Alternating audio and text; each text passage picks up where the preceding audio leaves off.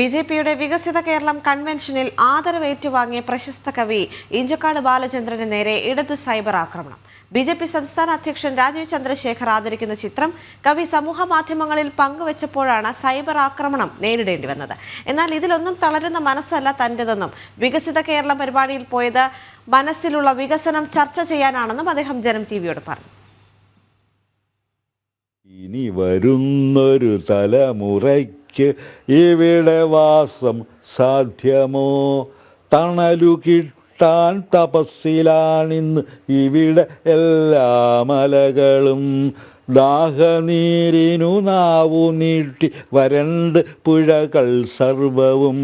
ഒരു കാലത്ത് CPM-ഉം ശാസ്ത്ര സാഹിത്യ പരിഷത്തുമൊക്കെ ഏറ്റെടുത്ത ഗാനം.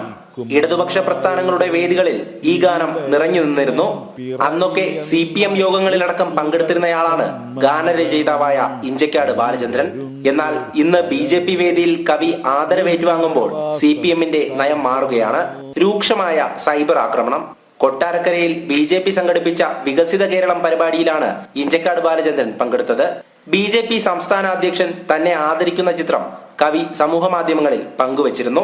ഇതോടെയാണ് ഇടതു കേന്ദ്രങ്ങളിൽ നിന്നും സൈബർ ആക്രമണങ്ങൾക്ക് തുടക്കമായത്. എന്നാൽ ഇതിലൊന്നും തളരുന്ന മനസ്സല്ല തന്റേതെന്നും വികസിത കേരളം കൺവെൻഷനിൽ പങ്കെടുത്തത് മനസ്സിലുള്ള വികസനം ചർച്ച ചെയ്യാനാണെന്നും കവി പറഞ്ഞു. കാരണം വികസിത കേരളം എന്നാണ് അതിൻ്റെ പരിപാടിയുടെ എന്താണ് രാജീവ് ചന്ദ്രശേഖർ മുന്നോട്ട് വയ്ക്കുന്ന വികസന കാഴ്ചപ്പാടെന്ന് മനസ്സിലാക്കാൻ എനിക്ക് താല്പര്യമുണ്ടായിരുന്നു.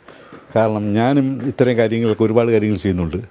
ഒരു സ്വയം സമ്പൂർണ്ണ ഗ്രാമവ്യവസ്ഥ രൂപപ്പെടണമെന്ന് ആഗ്രഹിച്ചിട്ട് ചില പരിപാടികൾ ചെയ്യുന്നുണ്ട്. അത് കുറേ വിശാലമായ സാധനത്തിൽ ഞാനത് ചെയ്തിട്ടുണ്ട്, എഴുതി വെച്ചിട്ടുണ്ട്, പ്രിൻ്റ് ചെയ്ത് വെച്ചിട്ടുണ്ട്. അപ്പോൾ അത് പറ്റുമെങ്കിൽ പുള്ളിയോട് അതുപോലെ ഒന്ന് ഡിസ്കസ് ചെയ്യണമെന്ന് പറഞ്ഞൊക്കെയാണ് ഞാൻ പോയത്. അപ്പോൾ ഞാനവിടെ ചെന്ന് നിന്നപ്പോൾ എന്നെ വേദിയിലേക്ക് വിളിച്ചു. രാജീവ് ചന്ദ്രശേഖരനെ നേരത്തെ ബന്ധപ്പെട്ടിട്ടില്ല. അപ്പോൾ അവിടെ ഞാൻ പോയി. ചെന്നപ്പോൾ എന്നെ പിന്നാലെ എണീച്ച് സ്വീകരിക്കുകയായിരുന്നു ചെയ്തത്. ഒരുപാട് വേദികളിൽ ആദരവേറ്റുവാങ്ങിയിട്ടുണ്ട്. രാജീവ് ചന്ദ്രശേഖർ തനിക്ക് നൽകിയ ആദരവ് അംഗീകാരമായി കാണുന്നു. ഗ്രാമങ്ങളുടെ വികസന സ്വപ്നങ്ങളുമായി മുന്നോട്ടു പോകുന്ന സ്വതന്ത്രനായ മനുഷ്യനാണ് താൻ. തന്റെ ആശയങ്ങളാണ് വരികളിലൂടെ സമൂഹത്തിൽ എത്തിക്കുന്നതെന്നും നന്മയുള്ളിടത്ത് താൻ ഉണ്ടാകുമെന്നും അദ്ദേഹം പറഞ്ഞു. അപ്പോൾ എൻ്റെ പരിചയക്കാർ കുറേ പേര് ആ വേദിയിലുണ്ടായിരുന്നു.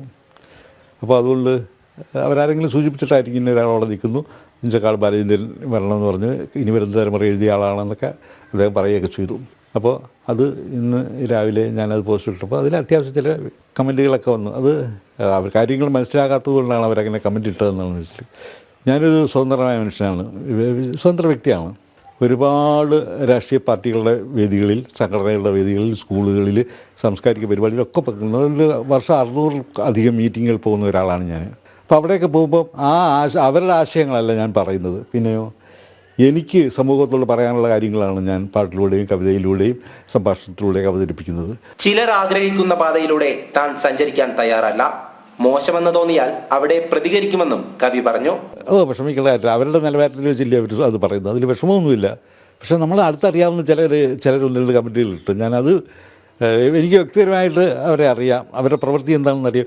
മോശം പ്രവൃത്തി ചെയ്യുന്ന മനുഷ്യർ കമൻറ്റ് ഇട്ടു എന്നുള്ളത് തന്നെ എനിക്ക് ഒരു വിഷമമുള്ളത്. പണ്ട് മുതൽക്കേ കമ്മ്യൂണിസ്റ്റ് ചിന്താഗതിയുള്ള തനിക്ക് വികസന കാഴ്ചപ്പാടിൽ സഞ്ചരിക്കാനാണ് ഇഷ്ടം. അതിനുവേണ്ടിയുള്ള പ്രവർത്തനങ്ങൾ ചെയ്യുന്നുമുണ്ട്.